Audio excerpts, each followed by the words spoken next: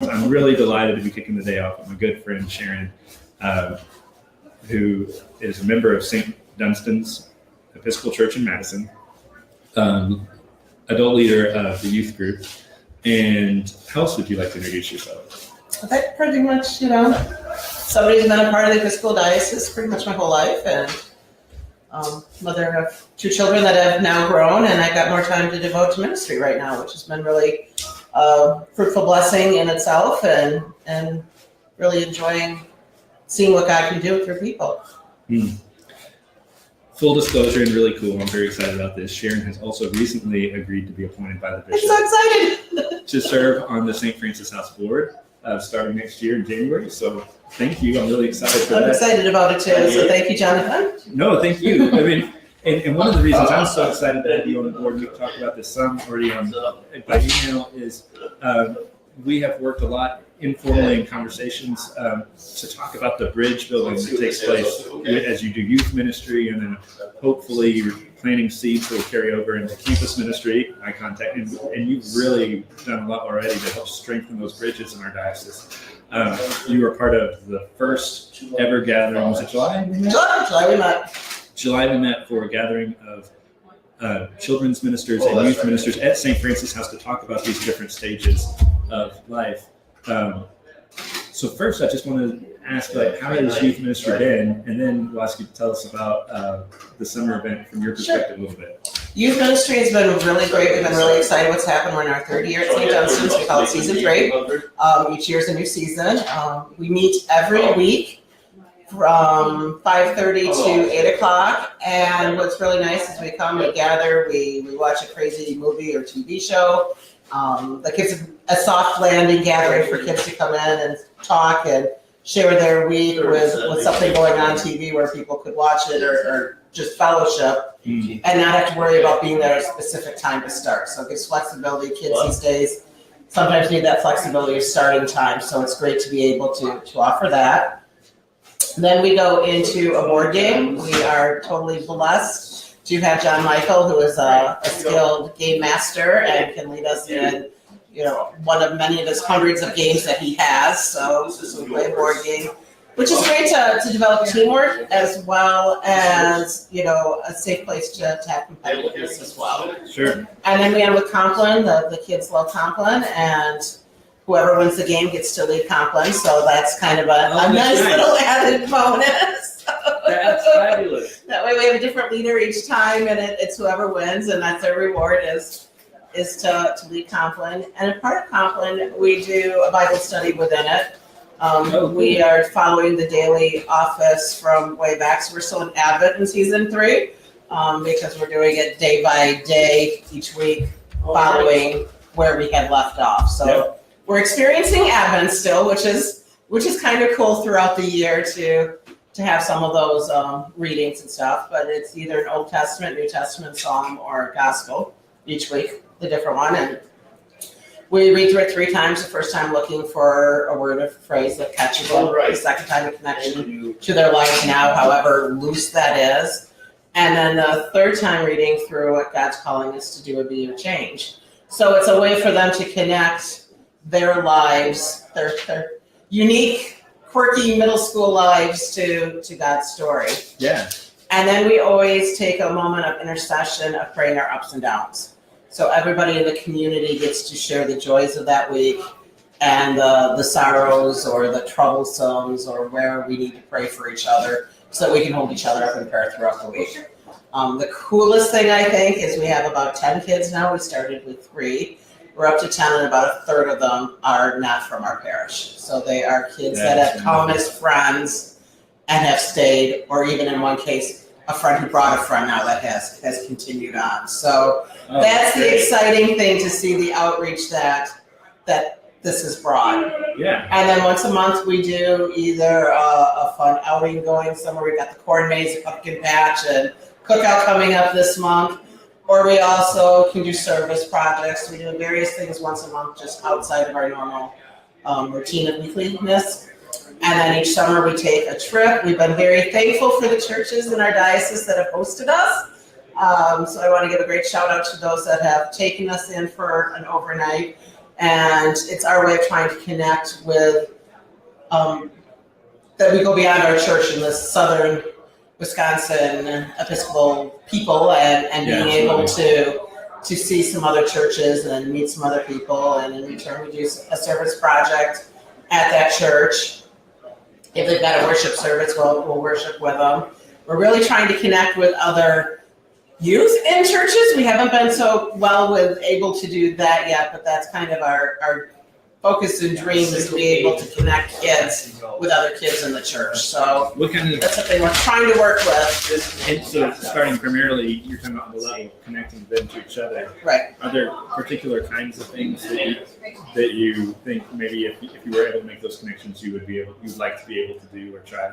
I think one of the things that we're actually going to try to explore this year, as we'd like to do, last year we went to the beginnings in Iowa, which was really kind of cool to connect with another diocese. But we want to do, and the kids thought it was great. Oh my gosh, there's all these other Episcopal kids. So that was kind of nice to see. We'd probably like to do something like that here in southern Wisconsin. So one of the things that we're looking for is maybe at St. Dunstan's hosting a Lent retreat focused on prayer and other aspects of Lent, and inviting some other youth to come and join us. So we're in the tentative stages of that, but stay tuned. We're really kind of hoping to make those connections, because I think once you make those friend connections in other churches, that makes you more willing to go and see other things and do things like convention, or go and do EYE.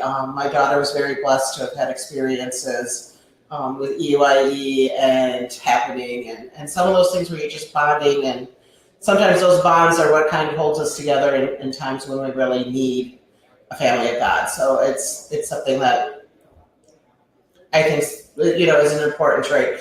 And then it also helps when you move to that next step. When you go off to college, then we're the tie to bridging with St. Francis House and other campus ministries.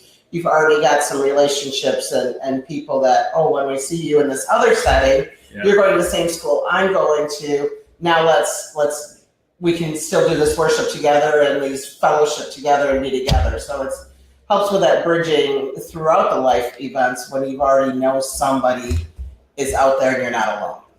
Yeah, absolutely. And we've talked before about my dream, which is that students would arrive to UW Madison already knowing some friends and having some good friendships. And you think about Jesus sending the disciples out 2 at a time, because one of the things, I think friendship, the kind that you are cultivating, does a lot of things, but one of the things it does is it gives us courage. I will do anything with a friend like you going out with me.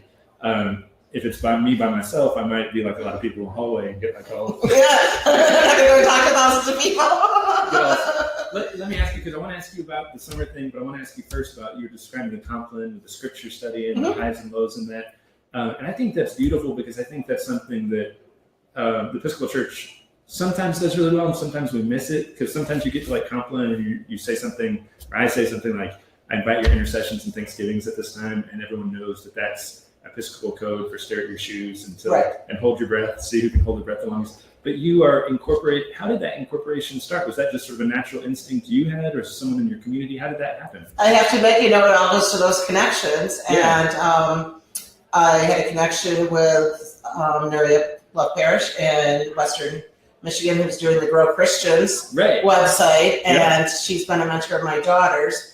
And she had a Grow Christian blog entry that was talking about how a parent with their child would pray each night with their ups and downs. And I'm like, oh my gosh, that's just perfect, because we had the same experience. Here's your intercessions. Let's see what happens. Middle school kids are not going to speak out. Okay, intercessions, first of all, what does that mean? Right. And second of all, staring down the shoes was a much easier thing. But ups and downs, oh my gosh, they love telling everybody. That's the part where sometimes let's focus and not get it, we're still prayer time, let's not get into total conversations. We can finish some of those later, but that's the one part they really look forward to, is telling everybody, here's what happened that's really good, here's what is really bad in my life. Last year, somebody had a bad experience with soccer. We heard about soccer every week. Yeah. Last night, he said, I can tell you my up is I got a much better soccer team this week. And we were all cheering. We knew that soccer was going better. That's awesome. We hear about the bad teachers or the big tests that we have. And then we hear the joys of, we won a football game, or we won, I had a concert. So it's really a great way that we get to know each other more. Yeah. And we're also then able to do it in a way that's an easy way to pray for intercessions, especially with middle schoolers. I mean, they're at that time where they may not want to say things, but we've had even something coming up like, I've been really depressed this week, or I've been, this hasn't been a good week for me, or therapy's not okay. So we've got some of the harder stuff that comes up as well. So it's been, when we let them all know we're there for you regardless, and nothing you say is too trivial or too big, that we're open here for, it's your prayer time and it's a way for us to share with you. You're there for them regardless, and by doing it in prayer, I think you communicate to them also that God is there for them regardless. Right. I just think it's really beautiful. So I just want to highlight it for whoever sees this, because I think sometimes we ask people to share what's going on in their lives, and then it's like, oh, well, now we've got to transition to our prayer as if like that's our grocery list or what we really came for.